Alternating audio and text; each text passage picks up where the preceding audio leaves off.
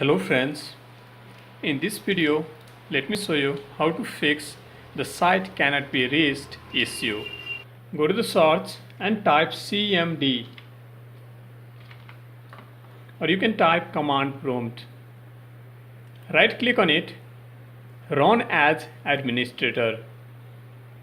Click on yes, and here you have command prompt as an administrator. Make a note of all these commands. Watch it in a full screen. Make a note of all these commands. One by one, you're going to type these commands in a command prompt. Be sure to hit enter after each command. Type the each commands, and after typing each commands, you're going to click on enter. So one by one, type the commands and press enter key. Finally, restart your computer once you finish typing all the command and pressing enter. Restart your computer and then you can check it. The problem like the site cannot be reached and several other common internet problems should be solved.